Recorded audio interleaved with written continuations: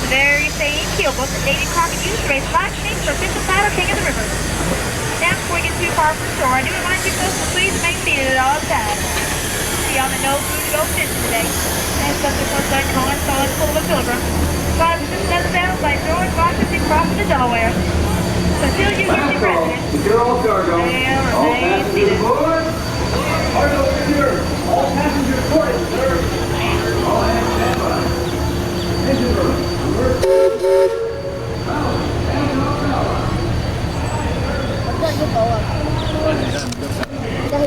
Now, my name is Jennifer, by the way. I've been flying these waters since I was beehives to grasshopper. Life on the river? Well, she ain't never been sweeter. Well, except for them river pirates. Yeah, lately.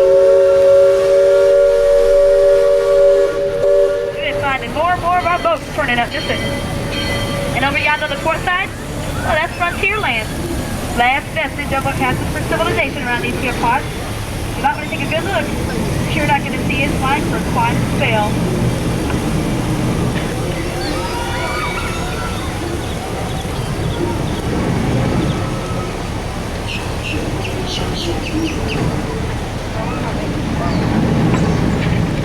And off in the distance, while you folks are looking at what's known as the last mountain. Now I hear some bristle-headed fool got the crazy notion, well, to take a joyride through them caverns before they're there hollering out loud. Now, just because he's about to fall into the end, now everyone wants to do it. Well, not me. You're not going to see me going over their waterfall no hollering out loud. I'd try with a keelboat, though. Yeah, maybe this trip. But anyway, speaking of keelboats, did I mention the birth of May here is the very same boat that David Crockett used to raise black Fink? Oh, I did. Well, that's all because it's so, I suppose. Now, this was a few years back, mind you, way before I signed on to the river. But over here on the starboard side is Tom Sawyer's Island, and they use them there rafts to see the ferry folks to and from. That's how they do it. In fact, that's the only way they do it. So make sure if you want to get out to the island, you come catch one of these rafts before the evening is up. And don't forget there's a bridge out there which connects the two islands together. Old Superstition Bridge. Now you can follow it up all the way through the old wilderness trail. And it's going to lead you right up to the very front gates of Fort Langhorne. Last trader post before we head into Indian territory.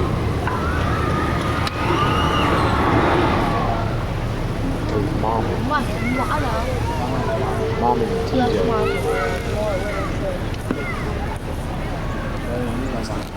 Now these geysers off on the port side that you're seeing, well, they mark the very entrance to Big Thunder Mountain. Now the Indians named it that because the sound the falls made every time the big rains came in. But then the miners and prospectors and givers speculators moved in and the name stuck. I guess because the sound the blast and powder made going on for a few minutes. Although there's not much blasting going on these days. In fact, it's just a lot of runaway mine trains loaded up with hooping and hollering folks.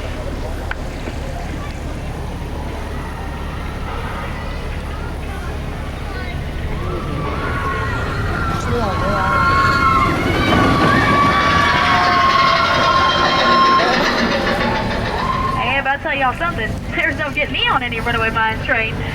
No way, no how. I think I'd rather just secure to my keelboat. And no tracks to follow out here in the river. In fact, with a keelboat, you do tend to make your own way. And sometimes I suppose you could make your own way a little bit too far.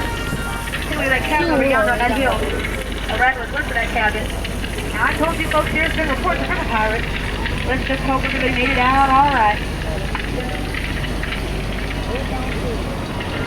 But I guess now's as good a time as any to start that story for you folks. Story about a man by the name of Davy Crockett of Tennessee and his good friend Georgie Russell. Now they was doing themselves a bit of hunting in the backwoods of Kentucky, catching themselves a lot of fur. So naturally they was looking to hitch themselves a ride on down the Ohio River. Wait a second. Well, I'll be. Look who tripped it out from the bayou. Why, that over here is old Beacon Joe. Howdy, Beacon. He's been marking these waters for as long as I can remember. Every time the river cuts a new channel, old Beacon's here to mark it for us. Let us know whether it's safe to travel or not.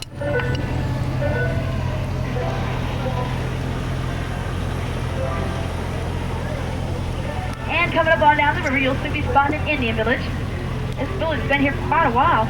In fact, to be honest, my grandpappy was a trapper here before he took to the rivers. He used to take his furs on down to New Orleans and trade them in for cash gold. Oh, but anyway, back to that story. Where was I? Oh yeah, there was another man involved by the name of Mark Twain who had a fiery temper. Now he didn't take too kindly at King of the Water Frontier, sharing the same waters as himself, King of the River. So Mike challenges Davy to a keel boat race. First one reaching New Orleans being the winner. Now at first, Davy was beating Mike something pretty awful, but Mike's speak ain't exactly a buck cheek, you see. Especially if he thinks they get a laugh out of it. So he comes out to the river and switches old beacon's markers around, sends Davy and his crew right down the wrong channel. Look at that. Now this of course was like skin in the bear before it's caught, because Davy and his crew, well they went right through them rapids just like grease lightning. Pulled up right ahead of Mike and his fist for fall fishers. Uh-oh. Looks like we're coming around Cutthroat Corner here. If there's gonna be any signs of river pirates, well this is where they'd be. We must keep our eyes peeled and our powder dry. Indian burial. Now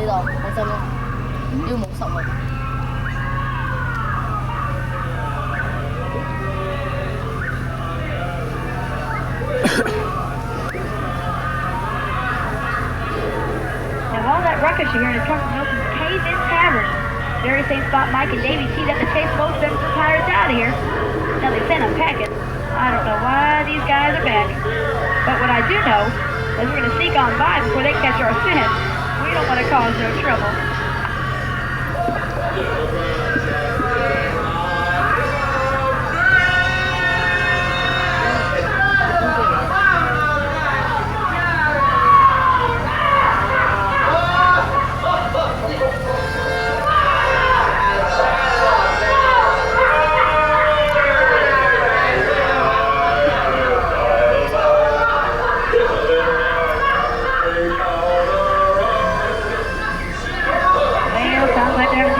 Pay us any mind.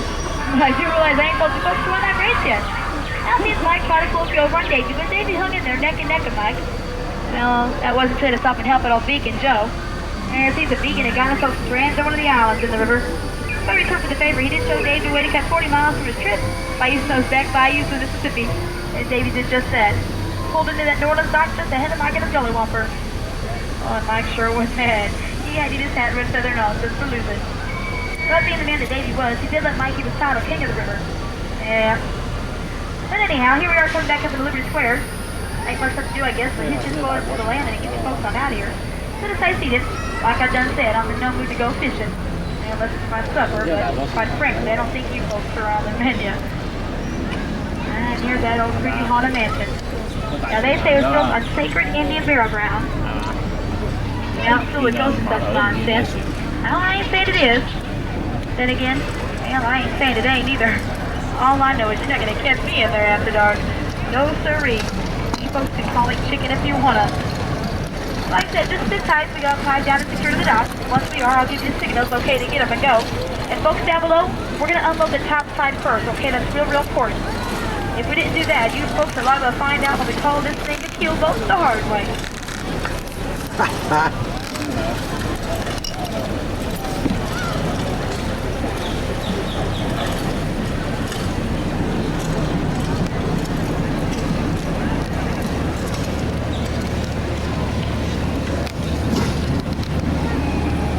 Yeah, mine's moving slow today, Laura.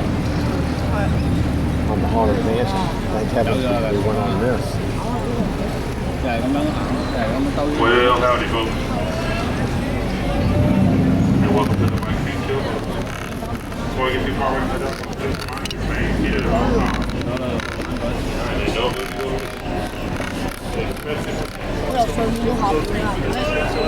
That's for TJ. Look at that smiling face on TJ. Tell TJ to smile.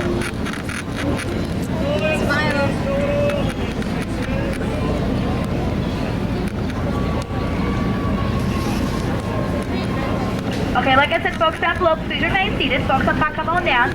Y'all have a great evening.